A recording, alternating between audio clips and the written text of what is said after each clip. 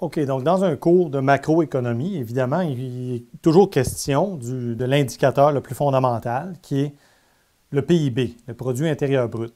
Donc le produit intérieur brut, ça a une définition très spécifique, c'est la somme de tous les biens et services produits, donc le mot produit est important, c'est quelque chose qui est produit à l'intérieur d'une période, donc un trimestre, une année, quelque chose, donc il y a un élément de temps, c'est temporel, sur un territoire donné. Et donc, il y a un élément de territoire. Donc, territorialité, élément temporel, et c'est de la production concrète. Donc, il y a des gens qui font quelque chose. Alors, le PIB réel, c'est la somme de tous les biens et services finaux, donc utilisés tels quels et non utilisés dans un processus pour produire d'autres choses. Donc, final, c'est ça que c'est. Pour produire quelque chose sur le territoire. C'est ça le PIB. Et donc, la raison pour laquelle c'est important, c'est que le revenu d'une personne, en fait, le revenu d'un pays, provient de ce qui est produit, parce que ce qui est produit, c'est ça qui génère de la valeur pour acheter quelque chose. Si je produis des feutres comme ça, par exemple, bien, c'est ça que j'ai, disons que c'est juste ça que je produis, bien, c'est ça que j'ai pour échanger contre d'autres choses. Et donc, lorsque je vais me présenter dans les marchés, je vais dire, bien, j'ai 10 feutres ici pour en échanger. Évidemment, on sait très bien que ce n'est pas du troc, n'est-ce pas? On échange d'abord avec de la monnaie. On produit quelque chose, quelqu'un nous achète cette chose-là, on obtient de la monnaie et après ça, on se tourne, puis on a de la monnaie pour acheter d'autres choses. Donc, la monnaie est un intermédiaire d'échange. Mais en fait, ça cache, c'est presque une illusion finalement, parce que ça cache le fait que finalement, ce qu'on fait, c'est qu'on produit des biens et services pour échanger contre d'autres biens et services. Donc, en ce moment, je produis un service, n'est-ce pas? Un service de enseignement, capital humain, transfert de connaissances, tout ça, qui, lui, génère du pouvoir d'achat pour moi, qui ensuite, je me tourne puis je transforme ça en biens et services. Donc, nourriture que j'achète, vêtements, etc., tu sais. Services de gens que j'embauche pour faire des choses, ainsi de suite. Donc, le produit intérieur brut, c'est la somme des dépenses qui est aussi la somme des revenus, parce que les dépenses des uns, donc la somme des dépenses, c'est la somme des revenus, parce que la dépense des uns, c'est le revenu des autres. Et donc là, il y a beaucoup de détails là-dedans. C'est assez complexe et ce n'est pas nécessaire pour ce qu'on veut faire, nous, ici, là. Mais puisque la somme des dépenses, c'est la somme des revenus, bien, on choisit la somme des dépenses, mais il faut faire attention parce que c'est la somme des dépenses sur des choses produites sur un territoire qui nous intéresse. Donc, si on veut le PIB du Canada, par exemple, il faut que ce soit des biens et services, des dépenses là, sur des biens et services, produit ici, au Canada. Et donc, ce qu'on fait typiquement, c'est que le PIB, le produit intérieur brut, c'est la somme de la consommation des ménages, des dépenses d'investissement de toutes sortes, investissement en immobilier résidentiel, commercial, infrastructure, tout ça, machines et matériels, etc., il y en a plein, plus les dépenses gouvernementales, en santé, éducation, ainsi de suite, il y en a beaucoup, plus les dépenses des autres, des étrangers, sur nos biens et services, ça c'est nos exportations. Mais tout ceci comprend du contenu importé, même les exportations. Par exemple, une compagnie du Canada peut importer, qui fabrique, mettons, des hélicoptères, peut importer des pièces pour l'hélicoptère fabriquées aux États-Unis. Et donc, ça, c'est une importation, mais l'hélicoptère comprend la valeur de cette pièce-là. Et donc, ce qu'il faut faire, donc il y a des iPhones, par exemple, c'est consommé au Canada, mais c'est produit ailleurs, en Chine puis aux États-Unis. Designé aux États-Unis, produit en Chine beaucoup. Les investissements résidentiels, bon, on embauche des contracteurs locaux, tout ça, mais il y a aussi des matériaux là-dedans qui sont importés, qui viennent d'ailleurs, n'est-ce pas? Le gouvernement aussi importe. Et donc, il faut enlever. Donc, au lieu de dire, est-ce que ça c'est produit ici, est-ce que ça c'est produit ici, tout ça, ça finirait plus, n'est-ce pas? En plus, il y aurait des choses qui sont en partie produites ici, en partie produites ailleurs. Ce serait encore plus compliqué. On fait juste la somme de toutes les dépenses faites sur nos biens, puis on enlève la somme de toutes les importations. Puis on sait que ce qui reste à la fin, c'est nécessairement, effectivement, le produit intérieur brut, c'est-à-dire les dépenses sur des biens et services effectués ici, sur notre territoire ou sur un territoire donné qui nous intéresse. Et il se trouve qu'on appelle ceci XN, les exportations nettes. Donc ce chiffre-là peut être positif ou négatif. S'il est positif, cette économie-là exporte plus qu'elle importe, c'est un exportateur net.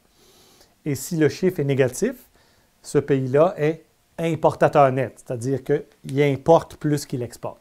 Okay? Donc, les deux sont possibles. Ensuite, donc ça, c'est la définition du PIB.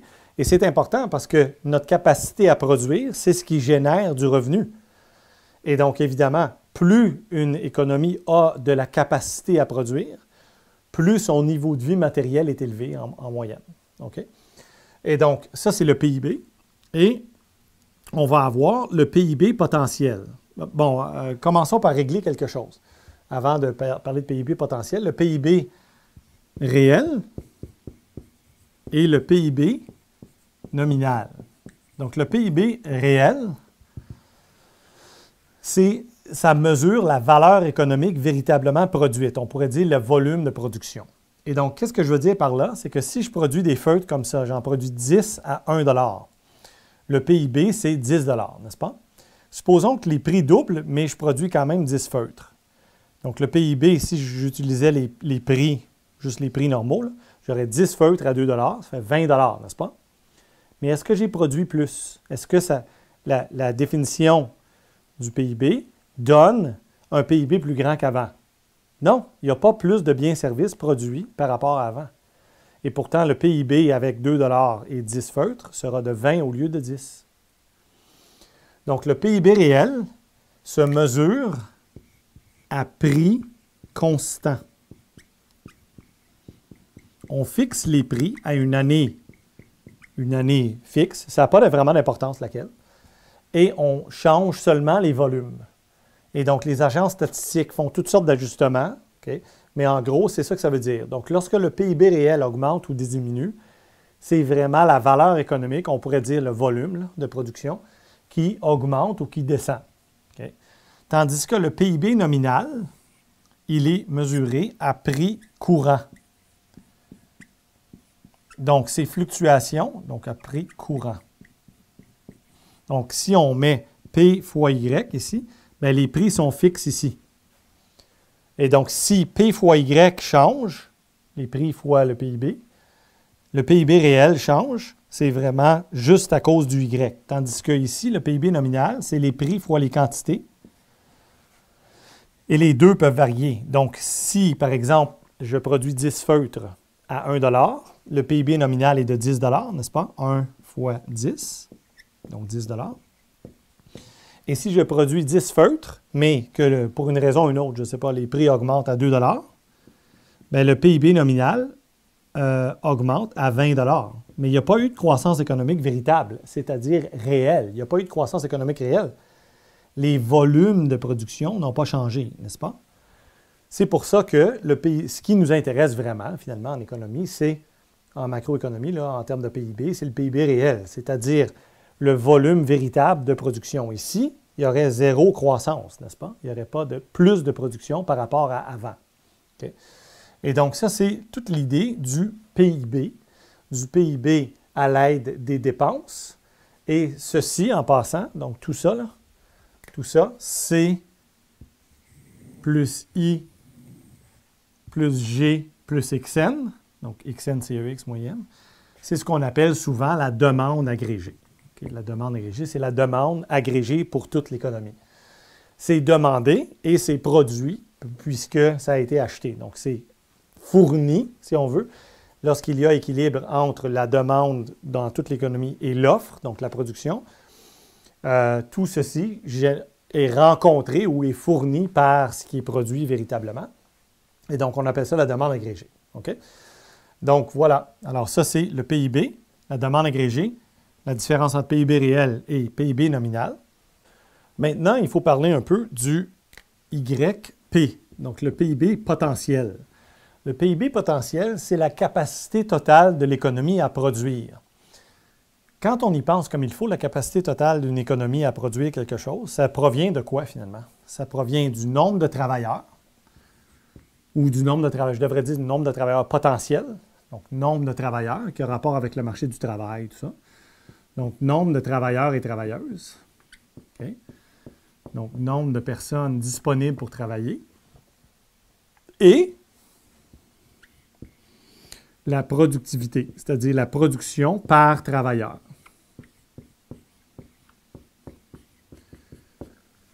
Ça, c'est le potentiel de production. Donc, évidemment, une économie, prenons quelques exemples. Donc, une économie qui a 10 millions de personnes, okay, avec une productivité de, on va dire, je ne sais pas moi, un machin, donc on va dire des feutres comme ça, un machin par année par personne, donc ça, c'est ridiculement bas, là, on s'entend. Bien, ça donnerait un PIB potentiel de 10 millions de machins. Okay, 10 millions de machins. Maintenant, ça se peut que l'économie produise plus ou moins que ça. Plus, ça se peut, si on surchauffe les gens, puis on augmente la cadence un petit peu plus, là, on peut produire parfois, donc le Y peut dépasser le YP pendant un certain temps. On dit que c'est un écart de surchauffe ou un écart inflationniste. Donc, ça ne peut pas durer éternellement parce que l'économie ne peut pas être en surchauffe pour toujours. Il va y avoir apparition de pression inflationniste. Okay? Et il va y avoir retour à l'équilibre très vite. Donc, le Y va retourner vers le YP assez rapidement. Donc, une économie comme ça va produire ça. Une économie qui a la même productivité, donc un machin par personne par année, mais qui a 100 millions de personnes avec la même productivité, okay, donc même chose, mais 100 millions, bien, ça va être quoi son PIB? Ça va être 100 millions de machins, donc 10 fois plus gros. Donc, une économie peut être plus grosse qu'une autre parce qu'elle a plus de travailleurs, évidemment. Donc, normalement, tu as plus de gens qui travaillent, donc ils peuvent produire plus, ou bien, ou une plus grande productivité, donc des machines plus sophistiquées qui permettent de produire plus par personne. Okay? Donc, par exemple, la moissonneuse-batteuse, lorsque c'est sorti, bien, ça a remplacé, une moissonneuse-batteuse remplace 100 ou même 1000 travailleurs dans les champs, n'est-ce pas? Qui travaillaient à la main avant, là, dans les champs. Là. Et donc, tout ça, ça a permis des gains de productivité, donc de produire plus, et avec moins de monde, même dans ce cas-là. Et ces gens-là sont allés produire ailleurs. Donc, il y a eu réallocation des ressources, donc des gens, quoi. Donc, l'usage du capital, de la machinerie, les gens travaillaient dans d'autres secteurs. Et ça faisait évoluer, c'est ça le développement économique, finalement. Le développement économique, donc c'est ça que c'est. Donc, il y a des gains dans certains secteurs. Ça libère des ressources et ça fait qu'on s'en va ailleurs. On peut faire autre chose ou on peut faire mieux et ainsi de suite. Donc, le développement économique, c'est ça que c'est, n'est-ce pas? On gravit les échelons de complexité à travers le temps en faisant des gains de productivité par l'innovation, le capital humain, l'éducation, etc. Donc, les innovations fondamentales et l'investissement, évidemment, en recherche et développement qui débouche sur des innovations. Donc, mais si vous avez plus de gens potentiellement, ou plus de productivité, ou les deux, bien, vous allez avoir nécessairement une plus grosse économie que vous auriez avec moins de travailleurs et moins de productivité. Okay? Donc, par exemple, la Chine a un PIB, bon, plus ou moins équivalent, donc là, ça dépend des mesures, c'est un peu une longue histoire, mais à celui des États-Unis. Pourtant, ils sont, je pense, 4 fois plus de population, ou quelque chose, même peut-être 5 fois plus de population. Donc, ils ont beaucoup plus de travailleurs, mais la productivité moyenne, la production par travailleur, la valeur économique produite par travailleur est plus basse. Donc, la productivité est plus faible. Okay? Et donc, c'est ça le PIB potentiel. Et ce qu'on appelle l'écart au potentiel, c'est la distance entre Y et YP. Donc, Y moins YP, c'est l'écart au potentiel. Et cet écart-là peut, donc, à travers le temps, n'est-ce pas? À travers le temps. Donc, le PIB potentiel augmente généralement. Donc, le PIB potentiel augmente généralement. Ça augmente. La démographie, le marché du travail ajoute un peu tout le temps des travailleurs. Et la productivité moyenne par travailleur s'améliore. Donc, la machinerie, les méthodes de production, les connaissances, les compétences, tout ça. Et donc, si vous avez Y et YP ici, donc le Y fluctue autour de la tendance de long terme qui elle-même est haussière. Donc, le Y peut être au-dessus du potentiel, écart de surchauffe, donc ça, ce serait ça ici, ou en bas du potentiel, donc écart récessionniste, en bas du potentiel. Donc, l'écart de surchauffe, ça veut dire qu'on produit à un rythme qu'on ne pourra pas tenir longtemps encore. Donc, la machinerie roule plein régime, tous les bureaux sont occupés, etc., etc. Et évidemment, ici, théoriquement, ça peut durer éternellement. On peut produire moins que notre potentiel, évidemment. Mais même là, généralement, il va y avoir un retour au potentiel à long terme par des forces autocorrectrices, quoique généralement, les gouvernements, surtout de ce côté-là, ils essayent de ramener l'économie vers le potentiel le plus rapidement possible. Okay? Et donc, il y a PIB, PIB potentiel, les deux grands déterminants du PIB potentiel à long terme, et le niveau de vie matériel moyen provient seulement de la productivité. À long terme, le niveau de vie matériel moyen, donc à quel point c'est confortable puis relativement aisé au niveau matériel là, de vivre dans un pays, c'est beaucoup dû à la productivité. Donc, si vous pouvez produire beaucoup de valeur économique en peu de temps, bien, vous avez beaucoup de temps libre ou bien plus de temps pour générer plus de valeur économique, etc. Okay? Donc, voilà. Alors, ça, c'est l'idée du PIB, PIB potentiel, écart au potentiel. Et à travers le temps, l'écart au potentiel fluctue parce que le PIB augmente par-dessus des fois le potentiel et va en bas du potentiel des fois, etc. OK? Donc, voilà.